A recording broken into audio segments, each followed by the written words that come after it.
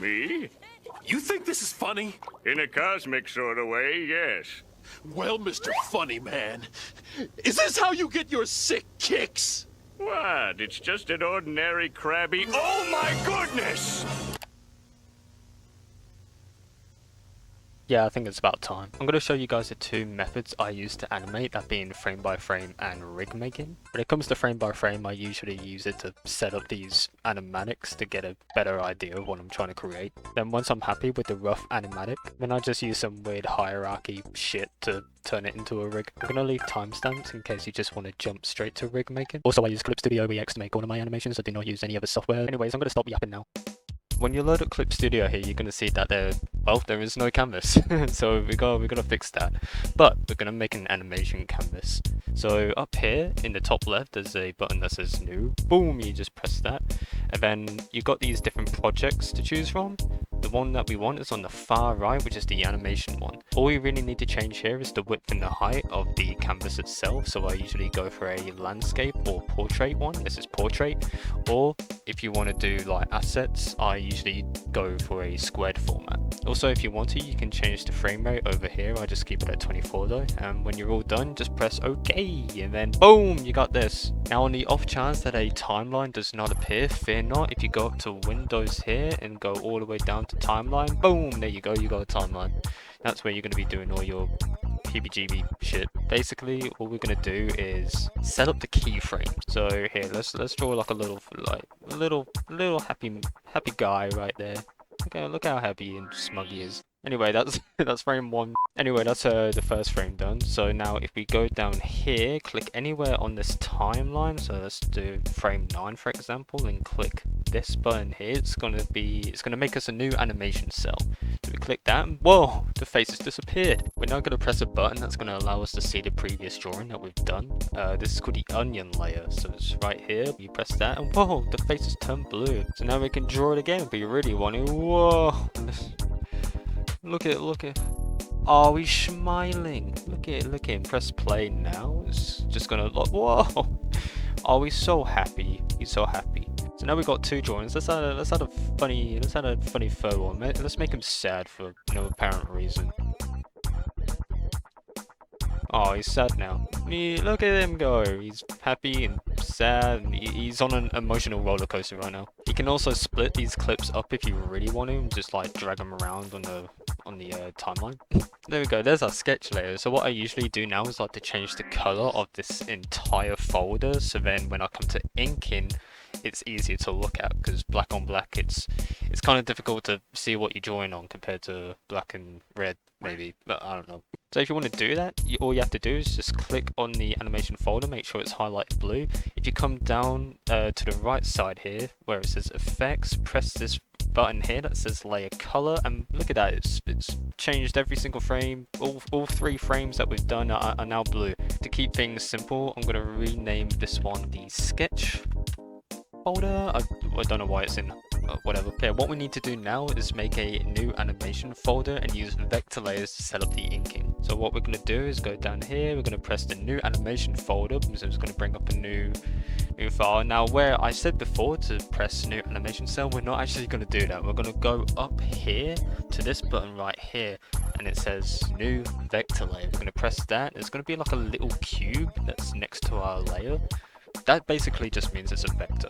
But now as you can see, it hasn't set itself onto the timeline yet. So if we right click, you're going to have a little bar up here. You're going to press the 1 up here because that is the name of the vector layer. Draw that circle, draw that sucker. Now let's say you want to transform the shape itself. All you got to do is hold Control and T, which is the transform tool, and you can just like move it wherever you want. You can also stretch the shape if needed. If you hold Control, little cursor is going to change here, and you can just like freely move that to and of course we got to do the eyes. Boom, boom, back. Wow, look at that, look at that smile. So let's do that for the other layers as well. So again, make a new vector layer, and then we can place it on the timeline. This is why I like splitting up my clips, so it's easier to see where I need to place new drawings. Turn on that onion layer, and boom, we can do it again. Wow, wow, wow. That, or you can just duplicate the layer that you did before, which is as easy as just Control C and then V, and then all we need to change is the mouthpiece itself. I'm gonna do this one more time to make the sad face. So Control C and then V, and then place in 3.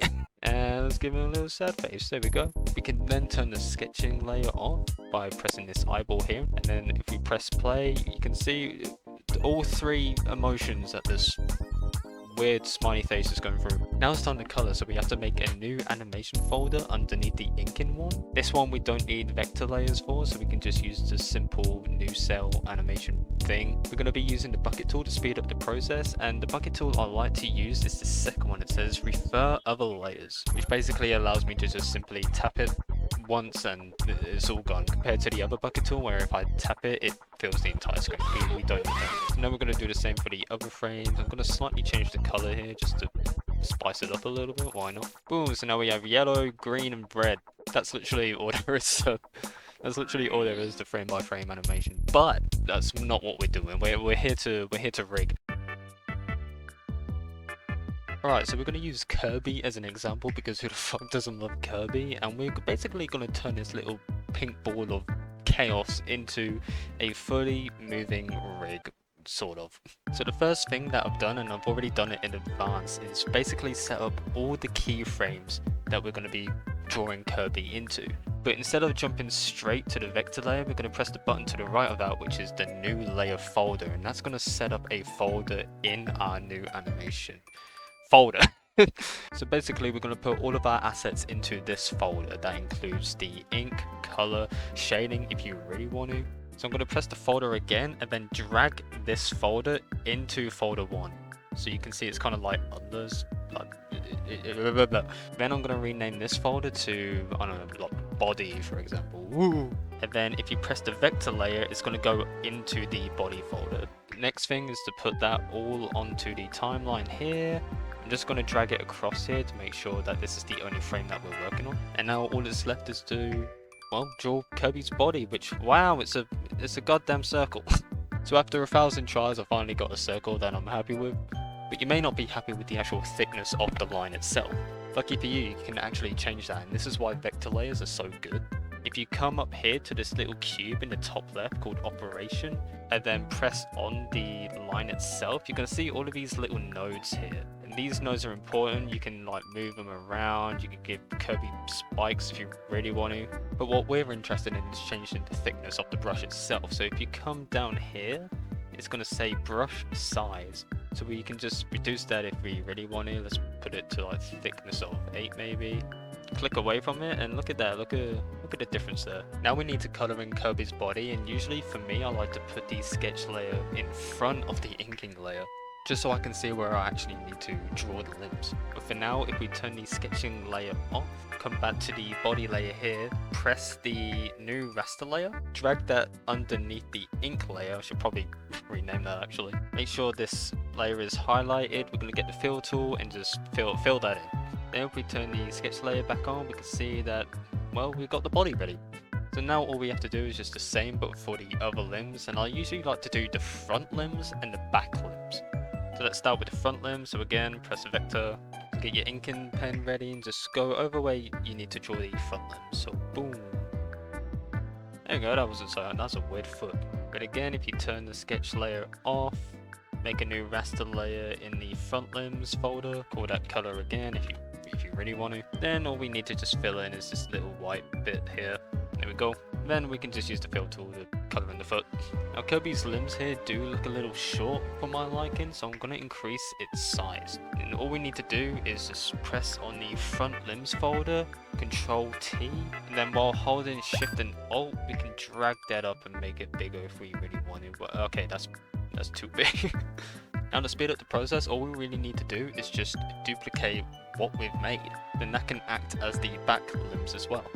Now I know I've already made a folder here, but you can literally just take the front limbs, right click and press duplicate layer, and then you can just rename this to back limbs.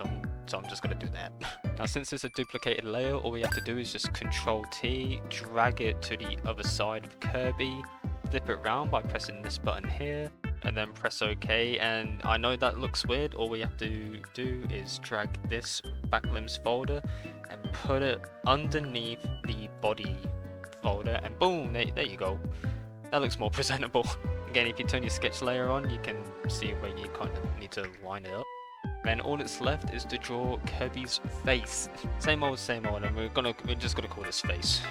It's Kirby's face. Boom, and there you go. I know it's not the nicest looking thing. I kind of rushed this.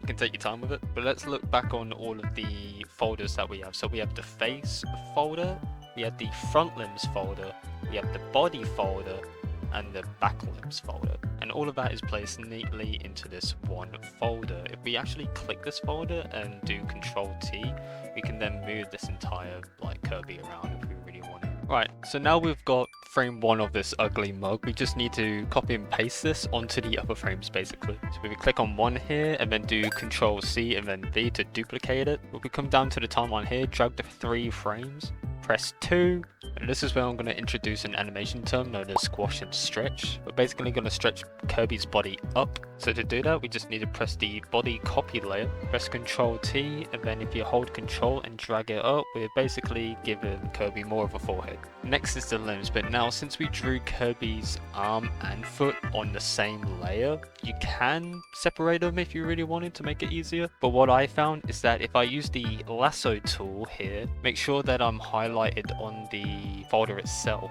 I'm going to basically cut out the arm here and then pressing this button, which is the scale rotate, aka transform tool. You can press this and then rotate it into place. We can also flip it if needed, and again by holding Control we can basically manipulate its size and pull it up. Then when you're done, you just got to click away from it, and then anything that needs filling in, kind of like here again, you can just use the Lasso tool to quickly fill that in.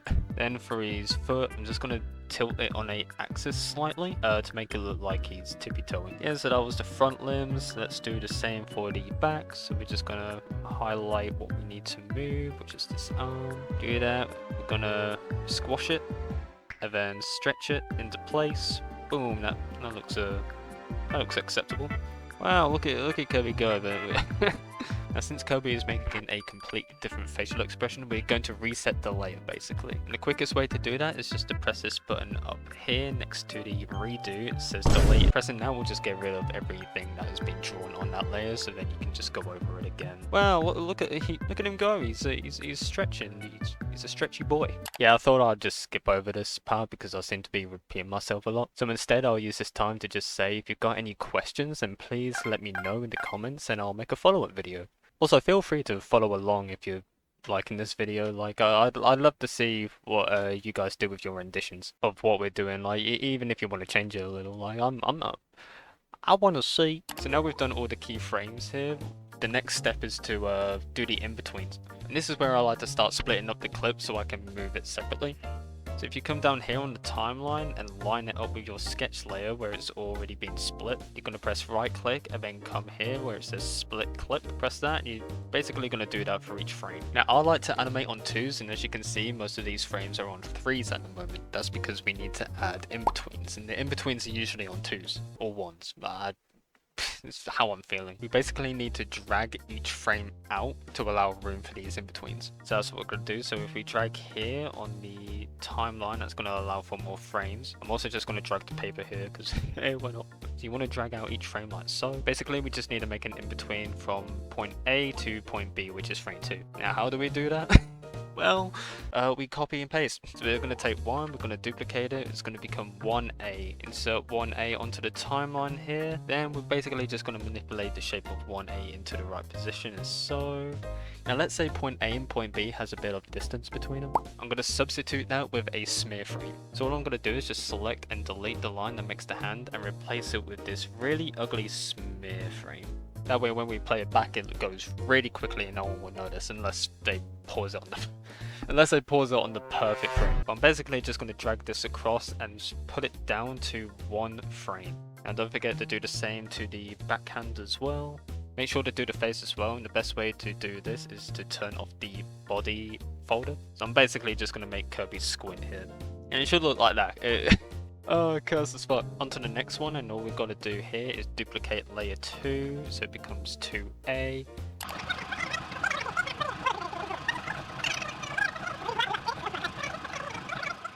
Now, if we play back, it should it should look presentable. I think that's pretty good. I think that's pretty good.